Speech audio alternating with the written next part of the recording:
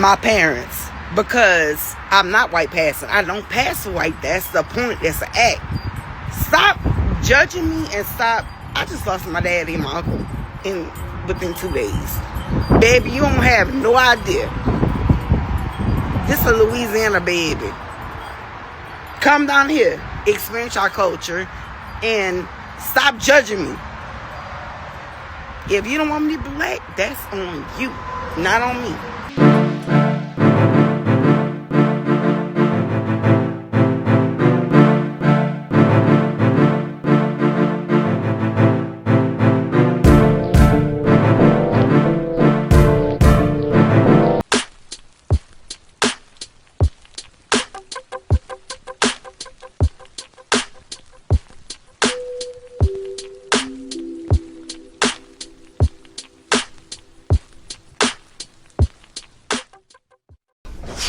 Being a biracial person who is white presenting is a really interesting experience because I always get the same question, how black are you? And when I get that question, I never really know how to answer it because I know that somebody is looking for a definite percentage or number. And obviously looking at me, I look like a white guy. And if you're asking about my DNA percentage, of course it's low. Look at me. I phenotypically look like a white person. But answering in that way completely negates my history, my family's history. So a little bit of background about my personal family history. I am a descendant of one of the first registered interracial marriages in America. I'm still learning about this, but it was a marriage between a freed slave named Gould and a slave owner's daughter. I believe her name was Elizabeth. And that happened in the 1600s. They started a family, and that family has been light-skinned for a very long time because of the interracialness. But this brings up a really interesting point, which is my dad, who is the son of two very prominent Black history figures. My grandfather, my dad's dad, was a mechanic in the Tuskegee Airmen. My grandmother, my dad's mom, was one of the first African-American female police officers in the United States. The US government didn't care about their light-skinned skin tone. They were black. Now, I didn't grow up with my grandparents. They died before I was born. But my dad raised me to be very proud of my family lineage and to be a very proud interracial, biracial person. He taught me about how to handle myself if somebody were to call me the N-word. He taught me about how to handle myself around police officers at an extremely young age. But growing up, I would always get the same question, which is, how black are you? And I'm not unique in this fact. My dad, who grew up at the tail end of segregation, also went through the similar type of thing. He told me about times he was walking to elementary school and he was beat up by the white kids on the way there and beat up by the black kids on the way home. And finally, one of his cousins protected him and say, "Y'all, why are you beating up Butch? He's black." And they were like, "Oh, interesting. We didn't know." And then fast forward to me. An acquaintance of mine asked me, "Where is my hair from?" And I told him that it's black. And he said, "No, not the color of your hair. What ethnicity are you? Is it?" I told him that I'm biracial, and he was like, "What are you talking about?" But the reason I bring this up is because it is an interesting thing to begin to talk about. And it's scary, and it's hard because people have opinions about it. When I have children, if I am to have children, I am going to tell them and teach them about our family history. I know that their skin color will be light. But does that take away their family heritage? Does that take away their bits of blackness? I invite you to have some discourse with me because I know that this is hard, but I'm willing and wanting to talk to you about it. Anyways, I'll talk to you later. Yo, so we back in here for another edition of F-ya-Motha, and this motherfucker is about as black as a white person saying that they're Native American. Now, there is a picture of him when he was a little kid. I guess that's his dad and his mom in the picture. And judging by the two, his dad is light skinned or light brown, and his mom is white. Phenotypically, I guess she'd be white. There's two things going on. She either cheated on his quote unquote dad with a white man, and this black nigga just ate it up and believed it, or that was her son before she got with him, and she just told him at an early age that was his father, and that's all he's ever known, so he believes he's biracial. Or on the off chance that is his dad, and he is biracial. However, there is a however to that. You have several prominent light-skinned people that are biracial. One being Busy Bone, off the top of my head, that I can name.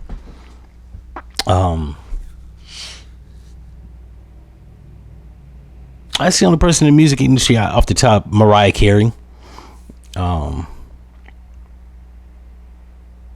off the top of my head, and even Logic, I guess. Those would be the three that I use. Now, his phenotype isn't light skinned or biracial at all. That's problematic. Trying to say that you're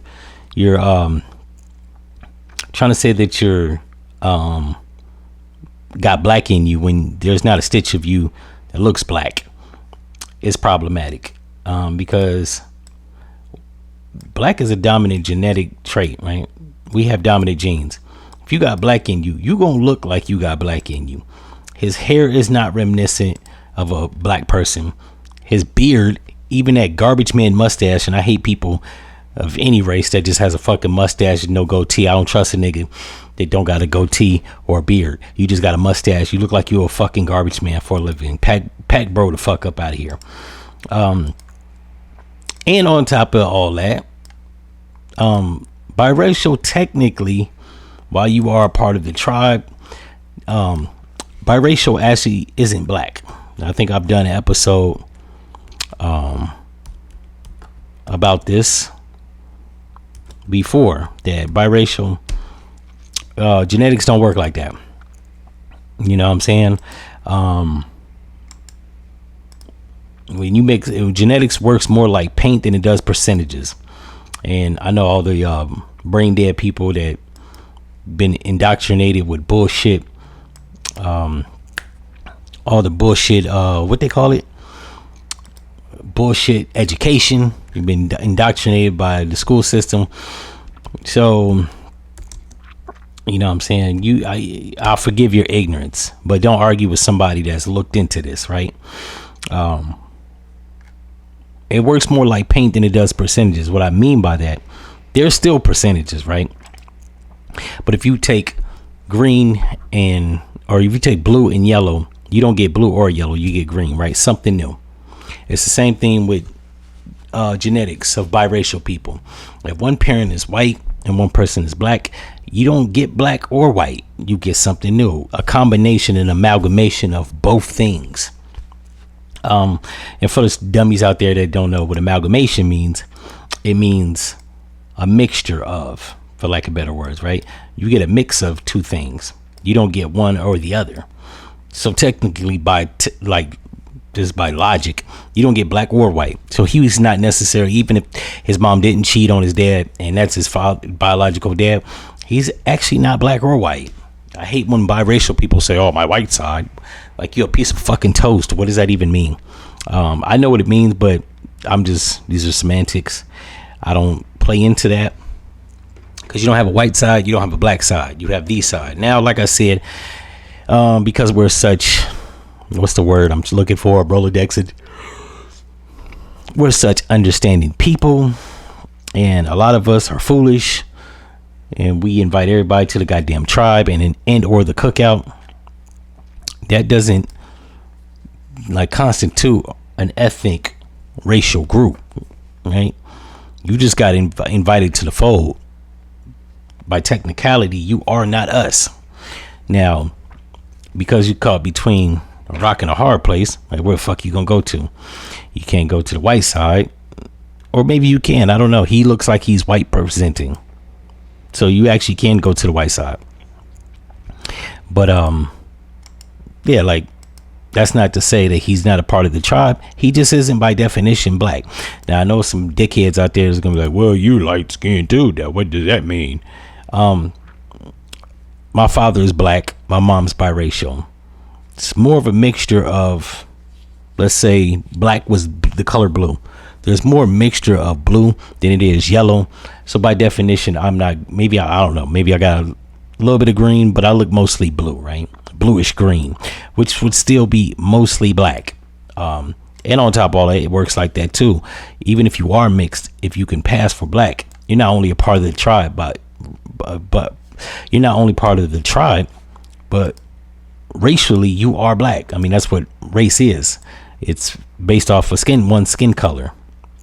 If you're white presenting or white passing, by definition of racial category, you are racially white.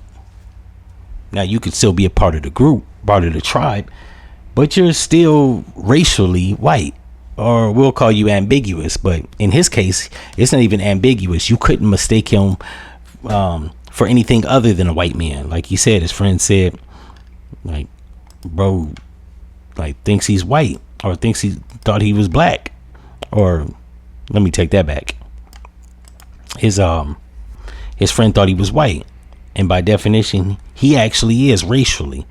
I know shit's confusing. Don't blame me. Blame the white man that in conquered this goddamn country, instituted the one drop rule and all this shit. Racial categories, which are nothing but European caste systems. I'm just gonna rock with that, because letting too many people within the tribe say that they're namely black, neglecting their white side, yeah, it gets murky. I'm just gonna be the one to say it if nobody else does. It gets murky. You got too many biracial people that clearly aren't black, can't be confused for black, talking about they black, and then people walk around, well, what is black? Like they're doing with gender. Now you got people saying, what is a man? What is a woman? Look, I don't play those fucking games. Us in black society, we don't play them fucking games. We just keeping it straight, because when you have outsiders or people like him, white presenting, they bring too much confusion to the community. And with black people, there's already too much confusion as it stands. We need to clarify some shit, rectify problems in the black community. And the last thing we need, I'm just gonna keep it 100, is outsiders that come in with their motherfucking bullshit opinions, further confusing the group. And like I said in many videos before, while I love everybody, I don't trust biracial people. Namely because they always talking about their white side. There's not an allegiance or an alliance to being black, right? They always have these 1 to 2 comparisons. They have lots of them, not all of them, but lots of them have talking points of white people or white supremacists. Yeah, and they just can't be of one sound mind as it pertains to what's for the betterment of the group.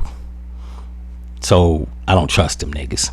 That's not to say you can't, you know what I'm saying, be a part of the group and, you know what I'm saying, get in like you fit in, but like, yeah, bro, we're not taking any more new admissions. Not only that, he looks like he's about 34. He's looked like he's gone most of his life pretending he was a white man. He acts like one. I've seen countless of his videos. That's not to denigrate him, but nah, bro, I don't trust you. You know what I'm saying? So maybe you could be invited to them niggas cookouts, or even your families, but I wouldn't fuck with that nigga. I'd have to have long introspective conversations with this motherfucker about race, racism, and white supremacy within America to even be cool with him, because that shit gets annoying hearing people. Hell, I just had a conversation with my mom the other day, and she was telling me about how racism exists, but it's not necessarily about that. It's about how you conduct yourself and pray to God and opportunities, and fuck all that. If it was that fucking easy, it'd be happening. The reason it's not overwhelmingly is because it isn't. And I had to explain to my mom, if your know-how, ingenuity, intelligence, and I guess good merit was to help you out, and even your faith in God, then why the fuck is there so many niggas in sports and music? That's not by accident. Yes, we are creatively expressive, and we're good at making music and rapping and dancing and all this nigga shit, and yes, we are athletically inclined and built fortified for professional sports, but that ain't all a nigga can do, right? And that's not all they fucking that's not all we here for.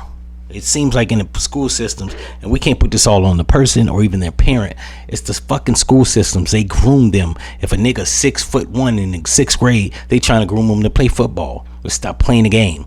If a nigga 6'3" and he's in 4th grade, they trying to get a nigga to slam dunk. They groom that motherfucker to play professional sports. Music the same way. Niggas know how to make a little jingles. The parents will go out and buy them equipment to record. Ask Soulja Boy. You know what I'm saying? Parents don't put away enough money for them to have tuition to go to be a fucking brain surgeon. Now there are brain surgeons, but Dr. Ben Carson stands out because it ain't a lot of niggas lining up to be a brain surgeon, and it's because they're not being groomed to be brain surgeons or even bioengineers or surgical doctors, and we just keep going down the list. Coding, app developers, web software developers. We could just keep going, right? Silicon Valley, they not letting a lot of niggas within Silicon Valley. This is a proven fact. It's documented. That right there is going to leave a dead end, and niggas is going to try to do the easiest, most creative thing, which is music and sports. That's by design. Because niggas is not being admitted. I think I watched a documentary about the lack of admittance of people that even have good college, high school scores, couldn't get jobs in Silicon Valley. And they speculated that it was because they was black. There was no other reason. He was some square niggas. They wasn't street. It's by design. So because they wasn't able to be getting Silicon Valley, they had to be renegade app developers. That's not by fucking happenstance. It's by design. So we could cut the shit, cut the malarkey. In any event, I think I went too long on a ramble, on a tangent. Shit done went 15 minutes and some seconds. If you like the video, leave your comments down at the bottom. Like, comment, and subscribe. And also hit the link so you can go check out some merch. And I'm out. No one's ready.